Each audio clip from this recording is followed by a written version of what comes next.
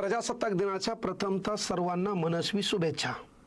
नाशिक जिल्हा पालकमंत्री सन्माननीय साहेब आज बढियापैकी ध्वजारोहण करायला गेले। 2009 पासून तुम्ही पाहिलं असेल, जुन्या काळात आपण झेंडावंदन करायला गेल्यावर ज्याच्या डोक्यावर टोपी आहे तो म्हणायचा प्रेड सावधान, एक साथ राष्ट्रगीत सुरू करेंगे सुरू कर, आणि मग राष्ट्रगीत झाल्यावर भारत माता की मग आपण म्हणायचो जय। तेव्हा ज्याच्या डोक्यावर टोपी आहे तोच झेंड्याला सलामी द्यायचा। आता डोक्यावर टोपी असणारा, डोक्यावर केस असणारा किंवा गेलेली केस असणारा, सध्या आपण आपल्या भारताच्या ध्वजाला सलामी देतो। पण सलामी देत असताना आणि त्यानंतर आपल्याला त्याचं बिनाकामी भाषण ऐकावं लागते। लहान लेकराला ऊन लागते, त्यांना आपण संत्री गोळ्या देतो। सकाळी 4ला ते उठलेले असतात। आपला काळ तर लय बेकार होता, आपण तांब्यानं प्रेस केल्या होत्या, 4-4 गोळ्या त्याच्यावर उमटल्या होत्या। त्याच्यानंतर आपल्या माईनं शर्टात म्हणजे आपल्या आंगड्यामध्ये निळी टाकली होती, 1 रुपया चांदी का, देश हमारा गांधी का। आणि मग गेली वर्षानुवर्ष प्रजासत्ताक दिन असो का भारताचा स्वातंत्र्य दिन असो, त्याच्यासमोर एक फोटो असायचा गांधीजीचा। आम्ही गांधीजीच्या कार्यावर आक्षेप घेणारे आम्ही कोण? पण त्या ठिकाणी खऱ्या अर्थानं 15 ऑगस्ट 1947ला भारत स्वतंत्र झाला। पण स्वातंत्र्य झाल्याच्या नंतर पहा, लक्षात घ्या, इंग्रजी राजवटीमध्ये आपला देश 2.5 वर्ष चालला गेला। आणि मग इथून पुढं ह्या देशातला राजा हा राजवाड्यातून निर्माण न होता तो मतपेटीतून निर्माण झाला पाहिजे। आणि या मतपेटीतून मत टाकण्याचा अधिकार एका बाप माणसाने दिला। त्या बाप माणसाचं नाव आहे डॉक्टर बाबासाहेब आंबेडकर।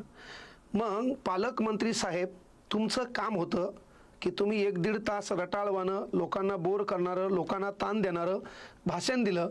त्या भाषणात बसणाऱ्या लोकांमध्ये त्यांचा स्वाभिमान जागृत करण्यासाठी, त्यांच्या अस्तित्वाची ओळख करून देण्यासाठी एक नाव लागते, ते नाव आहे डॉक्टर बाबासाहेब आंबेडकर। जर तुम्ही हे नाव घेतलं असतं तर कदाचित तिथल्या लोकांना बरं वाटलं असतं।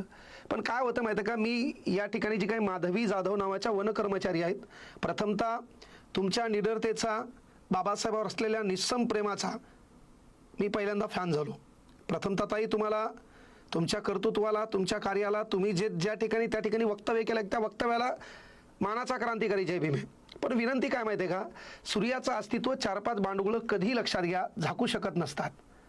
त्यामुळे काही फरक पडत नाही काही 4-5 बांडगुळ्यांना नाव घेतलं काय न घेतलं काय। अरे या जगामध्ये 194 राष्ट्र आहेत, त्यापैकी 156 राष्ट्रामध्ये त्या बाप माणसाची मोठ्या थाटामाटात जयंती झाली। पण अलीकडे आपण पाहिलं असेल, समाजसुधारक आपण जातीमध्ये धर्मामध्ये वाटून घ्यायलो। अलीकडं कोण तो मिश्रा येतो, वारंवार बाबासाहेबांवर काहीतरी बोलण्याचा प्रयत्न करतो। अलीकडे काही बांडगुळं रील स्टार पाहिले मी, बिनाकामी आमकान ढमकान त्याच्यावर कसा तरी बाबासाहेबाला डावलण्याचा प्रयत्न करतो। नेमकं चालू काय, नेमकं तुम्हाला दाखवायचं आहे काय? आणि म्हणून या महिलेचं म्हणणं आलं की बाबा की तुम्ही एवढ्या मोठ्या भाषणामध्ये बाबासाहेबाचं नाव घेतलं नाही, बाबासाहेबाची ओळख तुम्ही पुसवायला चालला का? आणि जर असं होत असेल तर वाळूचे टोपले उचल, कामाला जाईल, खड्ड्यात मला सस्पेंड करा। पण ही गोष्ट मी सहन करणार नाही। हे पहा, खऱ्या अर्थानं श्रीमंत लोकांनी बाबासाहेबाचा फायदा घेतला, पण आजही बाबासाहेबावर प्रेम करणारा घटक हा गोरगरीबच आहे। घटना समजून घ्यायची ना आपल्याला, त्या वाड्या ताड्यापर्यंतच आपल्याला घटना समजून घ्यावं लागेल, खऱ्या अर्थानं त्या वस्तीपर्यंत आपल्याला ती घटना समजून घ्यावं लागेल। आणि म्हणून प्रजासत्ताक दिन म्हणल्यावर काय आहे, अब राजा का बेटा राजा नाही बनेगा, राजा वही बनेगा जो हकदार आहे। तो हक देण्याचं काम राज्यघटनेच्या भाग क्रमांक 3 मध्ये एका बाप माणसाने केलंय। त्या बापाचं नाव आहे डॉक्टर बाबासाहेब आंबेडकर। आणि म्हणून प्रजासत्ताक दिनी तुम्ही गांधीजींचा फोटो लावा, नो डाऊट, पण बाजूला कोटामध्ये गॉगलवर असणारा दिमागदार ॲटिट्यूडमध्ये बाबासाहेबांचा देखील फोटो लावा। का? 2 वर्ष 11 महिने 18 दिवस कल का मसुदा समिती 29 ऑगस्ट 1947, 141 दिवस अविरत घटना समितीतील सदस्यांचं काम आणि त्यातून निर्माण झालेलं भारताचं संविधान, कल का? तो तुमचा आमचा रक्षणकर्ता ग्रंथ आहे। तुम्हाला मला बोलण्याचं, चालण्याचं, खाण्यापिण्या राहण्याचं स्वातंत्र्य देणारा ग्रंथ संविधान आहे। त्यांचा तुम्ही आम्ही सन्मान केला पाहिजे। का? तर आपलं प्रत्येक स्वातंत्र्य ज्या घटनेमध्ये लिहिले त्या घटनेचे निर्माणकर्ते डॉक्टर बाबासाहेब आंबेडकर, म्हणून त्यांचा फोटो तर लावा, पण त्यांच्या विचारांना अभिवादन करा। पण ताई, तुम्ही त्या ठिकाणी प्रश्न विचारला, त्या ठिकाणी अनेकांनी तो व्हिडिओ व्हायरल केले, खाली काही अनेक बांडगुळांनी कमेंट केल्या, है ना। पक्षाचे कट्टर निष्ठावंत कार्यकर्ते असतात, आपण त्यांच्या डोक्यातील आहे ना.